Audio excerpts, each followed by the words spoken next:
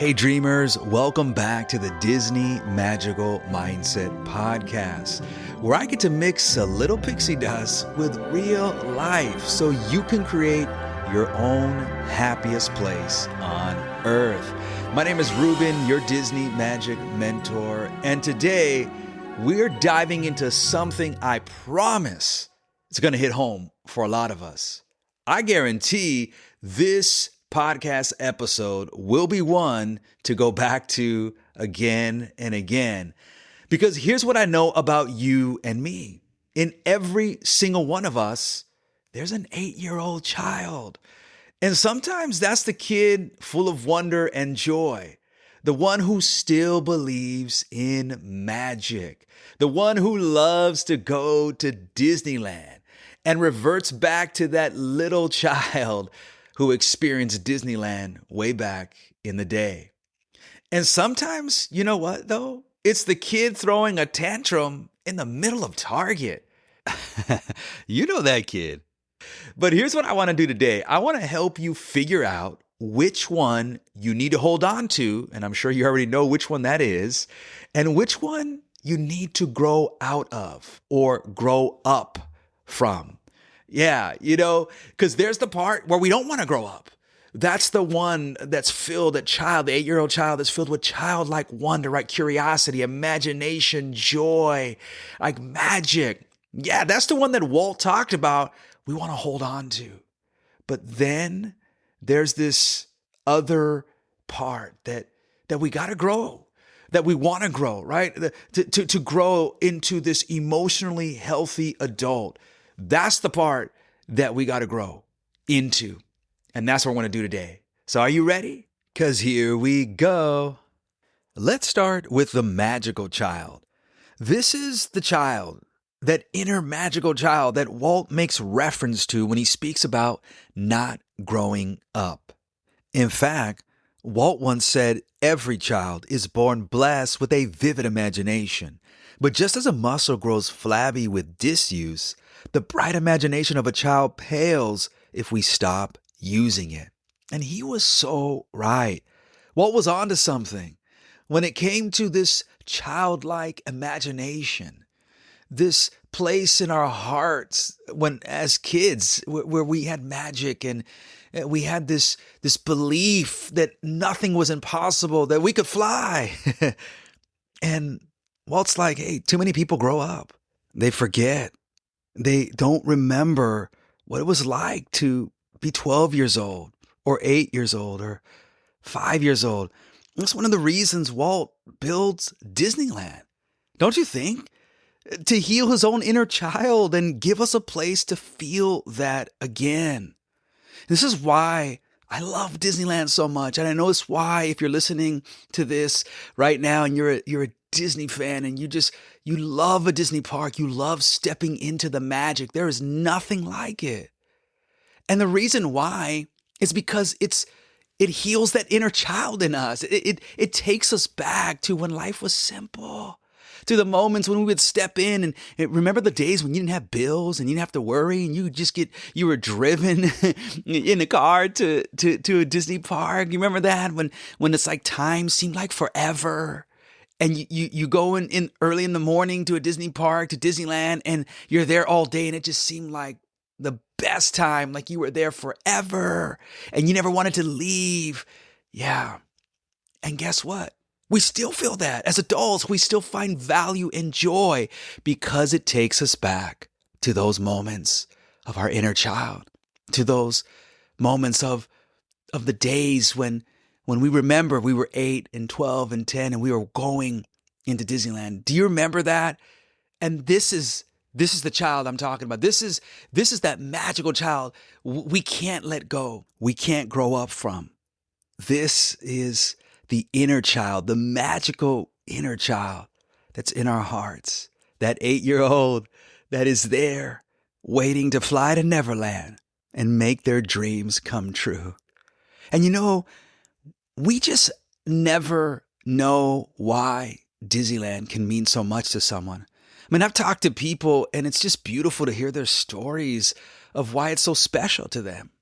For me, One of the reasons why, there's a lot of reasons why Disneyland means so much to me, but one of the reasons why, and this just became clear to me over the last, I don't know, a couple of years when I started to do some, work on my heart and my mindset, emotional healing and mental healing. And I started getting counseling. It just hit me why Disneyland meant so much to me. Because growing up, I didn't have a childhood. I lost my childhood. My father was absent from my life for he would a long time in my life. He was addicted to drugs and he would kind of, go away on the weekends and he would just leave. And I would often live with that guilt. Like if I would have just loved my dad more, if I would have just said, Dad, I love you, then he wouldn't go and he wouldn't leave. And so I had to deal with a lot of that. Thankfully, I've done a lot of that internal work. I'm so grateful. But I realized that one of the reasons why Disneyland was so special and continues to be such an important part of my life is because the moments that I was with my father in Disneyland, guess what happened? I knew I didn't have to worry about him leaving. I knew I didn't have to worry about him not being around for 5, 6, 7, 8, 9 hours. It was just like me and Dad, and life was good and I had no worries. And at 8 years old, I didn't have to fear him not being there, and I'd have to fear this guilt or shame because I wasn't the kid that my dad needed me to be, so he wouldn't leave. Like it was just perfect for me. And so you just never know why this happiest place on earth means so much to people. But when you ask to know their story, when you start to look and question and wonder and with empathy and with heart to see like, what is this place so special? You start to discover that a lot of us have found our healing place. And a lot of us cherish those moments when we were kids because it was there that life shined the brightest. And so I want to tell you, that's the child. That's the proud Disney adult. This is why this place is so special. And I'm so grateful that I get to share this with you. My favorite Disney character is Peter Pan. And if you've been joining me on this magical adventure, some of you probably already know that. And as you get to know me, it probably is no surprise that Peter Pan is my favorite. He's the boy that doesn't grow up. He's a boy that dreams and gets to live in this magical place and gets to fly. That's one of my favorite dreams. Do you ever have those dreams where you just fly? It's the best feeling. Now, the worst is when you're flying and then you fall, because I've had that too, where I'm like flying and it's like the best. And all of a sudden now I don't know how to fly. It's like the weirdest, kind of scary thing. And then you got to wake up and you're like, oh, thankfully it was just a dream, right? But every time I walk through the gates of Disneyland, especially when I rope drop, you know what my first ride of the day is? I'm heading off to Neverland on Peter Pan's flight. Yeah, that's what I do. I'm Peter Pan at Disneyland, just without the tights or the skinny jeans. I got to admit, I used to wear skinny jeans until my wife and my daughter said, that's enough. So no more skinny jeans. But again, I don't know if it was my connection to Peter Pan, but there's just something about my favorite character that I love. But again, it speaks to my inner child. It speaks to walking through the gates and again, where you just feel like time stops. I'm Peter Pan, at Disneyland, where my worries fade. And again, for a few hours, I get to be that wide-eyed kid again, which I'm like that in life in general, but it's like extra. It's on another level at a Disney park. But here's the thing. Thinking like Peter Pan isn't about escaping to Neverland. Although it's awesome, and I wish I could live in Neverland, and I know you do too. Let's fly over there. But the reality is we can't stay in Neverland. All right? We have to return. But here's the truth. It's about letting Neverland live in you. You don't have to live in Neverland in order for Neverland to live in you. And this is what I will continue to encourage you with, because I believe it with all my heart. I really do. Because it's about mindset. It's about that inner child that never stops. Just because we get older, we still get to go back to that magical inner child. And this, my dear friends, is the healthy kind of never growing up. This is the part that fuels joy, creativity, and resilience. That's the part we want to keep alive. This is the part that Walt said you don't grow up from. That's what we have to continue to take with us into our 20s, 30s, 40s, 50s, 60s, 70s, 80s, 90s, and 100. Never grow up from this child. It's there. The 8-year-old child is in you. And there's so much magic if you just let this child live in you. Yeah, it's a beautiful thing. But there's another 8-year-old in there, and this is the one I want to spend some time with, because this is the one you don't want running your life. We've talked about the magical, that good child, that 8-year-old. That's the one you want. That's the one Walt addressed that you don't grow up from. But the 8-year-old that throws the tantrum, yep, you remember the tantrum days. I remember the tantrum days. I remember when I was 5, I could throw a pretty good tantrum. In fact, my mom can attest to this fact because she likes to remind me every now and then that I would throw the biggest tantrums. She would tell me tantrums in the grocery store. I'm sure there were tantrums at Disneyland because we've all seen the kids that have the tantrums in Disneyland, Disney World. And here's the truth. It's not just kids who do this. Guess what? Adults have tantrums too. We've just learned how to disguise them. You know, like giving people the silent treatment, or you receive a passive-aggressive text from someone. Have you had those recently? Or maybe you avoid confrontation. Instead of addressing things or speaking up or sharing, you're just like, nah, I'm not going to talk about it. Or you explode over small things. I mean, today, I was driving in the car with my wife and she was sharing something that she thought was beneficial for me, and I responded in a way that didn't honor her. I was throwing a tantrum. I don't feel good about it as I had time to process and reflect on it. I'm like, yeah, reverting back to that inner child that threw tantrums. And here it's acting out again today. Or how about that person who does something to you, you know, that hurts you, and then like the next day they act like everything's cool and nothing happened. And one of the things that has helped me is what this psychologist, Dr. Ann Daving, says. And she puts it perfectly. Here's what she says, and this is so helpful. Most adults are just 8-year-old children inside big bodies. Yeah, that thing it hit me. And I realized the reason why she says this is because most kids never learn how to process their emotions and their feelings. We were always told to just get over it, or it's okay, or stop crying, or, you know, we never learned how to process our emotions effectively. And so what happens is we get older, and the tantrums that we experienced as a kid, because no one taught us how to process those emotions, right, internally, or you know, to share what it felt like, we didn't learn. And so we get older, and guess what? We just take what we didn't learn how to do when we were kids, and it comes out as adults. Remember, it's just disguised, but it's there. So I want you to remember, like, the next time someone acts out or someone does something, an adult like throws a tantrum, some of the things that we just described, picture the 4th grade version of them standing in front of you, and it begins to change everything. It's not personal. It's just emotional immaturity. That's what it is. We haven't learned how to be emotionally mature adults because of our childhood.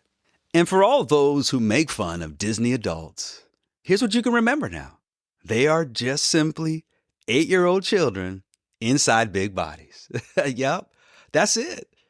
And so that has helped me, because now that's my perspective. Now, when I experience those moments when people, adults, colleagues, friends, people my age have these outbursts or these tantrums, or family members, it's like, yeah, I just picture them as an 8-year-old child inside a big body. Yeah. So just think about that next time. And I think, I believe that will be so helpful. In fact, Mel Robbins, and I've said this before, she's amazing. She is phenomenal. She has a podcast, books, whatever you got to do to connect to Mel Robbins, do it. Because she talks about this in her book, The Let Them Theory. And she compares child behavior to adult behavior. You know, it's got this chart there. It's so cool, where she describes child behavior as kids running away. But what she says is actually when we get older as adults, it's just adults avoiding confrontation. Where kids pout, adults give the silent treatment. Where kids slam doors, guess what? Adults slam doors too. Kids lie, adults, yeah, you get it. Why? Because again, if we didn't learn how to process our emotions as kids, we just repeat those patterns as adults. And here's the boundary we've got to learn. You and me, it's not our job. Hear me. It's not your job or my job to manage another adult's emotional reactions or their emotional immaturity. We can't control that. So what do we do? What would Mel Robbins say? You let them. You can't control that. You just let them, and you remember that 8-year-old child, which is a great reminder for us as parents, for those of us who are parents, the responsibility we have when our kids, for our kids who are young, where we have to help them process those emotions. Because when they're younger, you don't have that control, right? When you're younger, it's a different thing. You're a kid. You're expected to throw tantrums. That's what you do. But when you're older, that's not what we're supposed to do, right? But when we're younger, we have the responsibility, younger meaning when our kids are younger, to help them, because we have to create those spaces. And I look back, man, and I wish I would have done things differently. You know, if you have those moments as parents, you're like, man, because I know there were those times when I didn't allow them to process their feelings and their emotions, where I screwed up. And now it's like I'm realizing, I'm seeing so many things, right, that I'm becoming more aware of now as I'm growing in my emotional maturity, which is what we want, right? That's what we want. We want to grow up from that tantrum child, don't we? Yeah, we want to grow up emotionally. And here's what it all comes down to. Because what do you do now when you realize, wait a minute, Ruben, my Disney magic mentor, it's me. I'm the tantrum kid sometimes. What do we do? If you're listening to this right now and you're saying, well, yeah, actually, I am the tantrum kid. First of all, that's part of the growth and the healing and the way we get stronger and become emotionally mature is to acknowledge that yeah, I am that kid sometimes. And that's where, again, this Let Them Theory by Mel Robbins can help you, because then you can use it on yourself, right? So when you feel like your emotions rising, like anger, frustration, sadness, let them feel it. Oh, I wish I would have learned this. Like to just feel. Isn't this why we embrace and we love Inside Out? Because it's there that we see the feelings right inside of us, like anger and joy and sadness, anxiety, all that. You feel that. I love that Pixar put this movie together because it's so powerful. It speaks so much to all of us that we all wish we would have learned when we were younger. So when those feelings rise up in you, let them. Don't react. Feel it. Sit in it, right? And don't, it's so easy to just grab the TV and say, I'm going to watch something, or grab the phone, or grab the text, or pour a drink, or, do something to somehow just erase all of that. But that's where you have to sit and you have to feel it. Let yourself feel it. And this is the science that backs it. I love this because most emotions peak and pass within 90 seconds if you don't feed them. Yeah, you can't stop feelings from showing up. It's important. It's part of you. But you can stop them from controlling what you do next. And that's powerful. That's your power. That's the superpower. That's your magical mindset. That's the pixie dust, the power to control what you do next with the feelings and with other people too. Like you can't control their emotional reactions ever.